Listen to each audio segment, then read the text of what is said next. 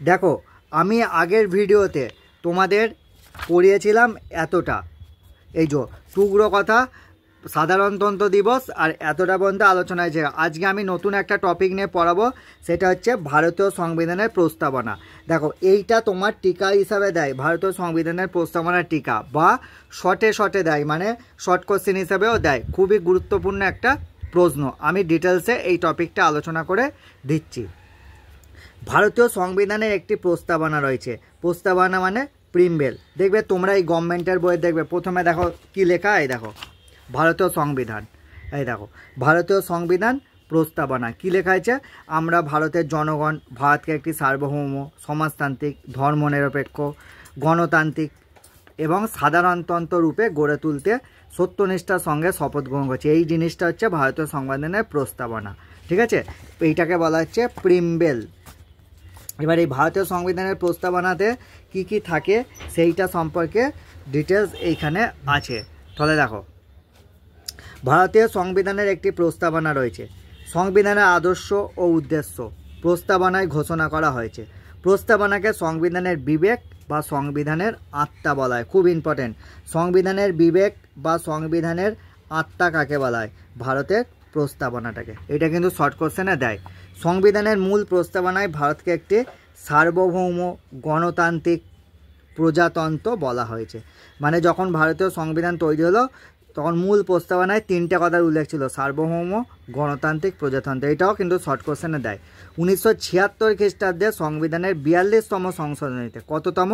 42তম সংশোধনীতে সমাজতান্ত্রিক আর ধর্মনিরপেক্ষ এই আদর্শ দুটি যুক্ত করে ভারতকে সার্বভৌম সমাজতান্ত্রিক ধর্মনিরপেক্ষ গণতান্ত্রিক সাধারণতন্ত্র বলা হয়েছে। তাহলে ভারতীয় সংবিধানের প্রস্তাবনায় প্রথমে কিন্তু এতগুলো কথা ছিল না, 42তম সংশোধনীতে সমাজতান্ত্রিক আর ধর্মনিরপেক্ষ এই কথা দুটি যুক্ত হয়েছে।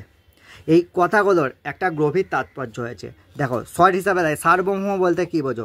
সার্বভৌম বলতে বোঝায় ভারত রাষ্ট্র অভ্যন্তরীণ আর বৈদেশিক নীতি নির্ধারণের ক্ষেত্রে চরম বা চূড়ান্ত ক্ষমতার অধিকারী।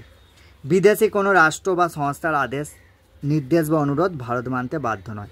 মানে ভারত রাষ্ট্র তার নিজের আইন অনুযায়ী অভ্যন্তরীণ বৈদেশিক নীতি নির্ধারণ করবে, সেক্ষেত্রে বাইরের বা তৃতীয় কোনো কারুর কাছ থেকে কোনো কিছু মানতে রাজি নয়।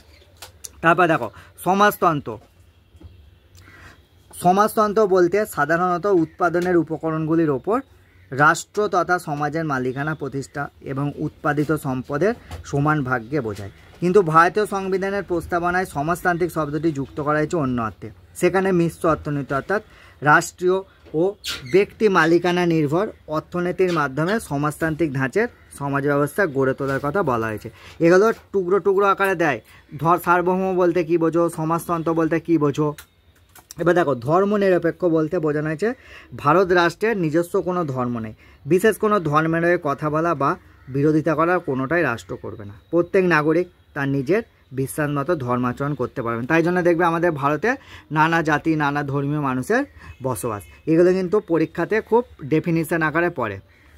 তাহলে ব্যাপক অর্থে গণতন্ত্র বলতে সামাজিক অর্থনৈতিক রাজনৈতিক প্রভৃতি ক্ষেত্রে সমতা প্রতিষ্ঠার কথা। মানে গণতন্ত্র মানে তোমার সবেরই অধিকার আছে, কিন্তু ভারতীয় সংবিধানে গণতন্ত্র বলতে মূলত প্রাপ্তবয়স্কের ভোটাধিকারকেই বোঝানো হয়েছে। আমাদের ভারতীয় সংবিধানে গণতন্ত্র বলতে প্রাপ্তবয়স্কের ভোটাধিকারকেই বোঝানো হয়েছে।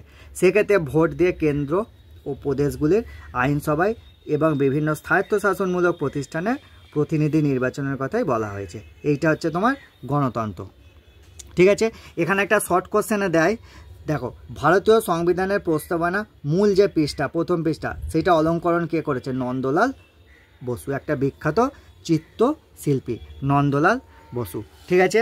এবার দেখো এবার তোমার সমাজতন্ত্র। সাধারণতন্ত্র বলতে বোঝায় ভারতের শাসন ব্যবস্থায় বংশানুক্রমিক কোনো রাজা বা রানীর স্থান নেই।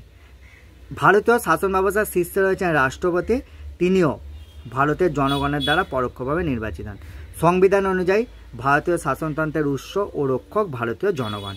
মানে সব ক্ষমতা জনগণের হাতে, কিন্তু এখন উল্টো হয়। সেই জন্য ভারতীয় সংবিধানে সাধারণতন্ত্র শব্দটি ব্যবহার হয়েছে। এই হচ্ছে ভারতীয় সংবিধানের প্রস্তাবনা। এটা টিকা আকারেও বড় কোশ্চেনে আসে 5 নম্বরে। ভারতীয় সংবিধানের প্রস্তাবনা কিছুই নয়, তোমার এই 5টা: সার্বভৌম গণতান্ত্রিক প্রজাতন্ত্র, সমাজতান্ত্রিক, ধর্মনিরপেক্ষ, এই 5টারই এইটা জাস্ট ব্যাখ্যা, আর কিছুই নাই। এখান থেকে সার্বভৌম বলতে কি বোঝো, সমাজতন্ত্র বলতে কি বোঝো, ধর্মনিরপেক্ষ বলতে কি বোঝো, এমনি আকারেও শর্টেও দেয়, আর এটা টিকা আকারে দেয়। এর পরের ভিডিওতে আমি পরের টপিক নিয়ে আলোচনা করব।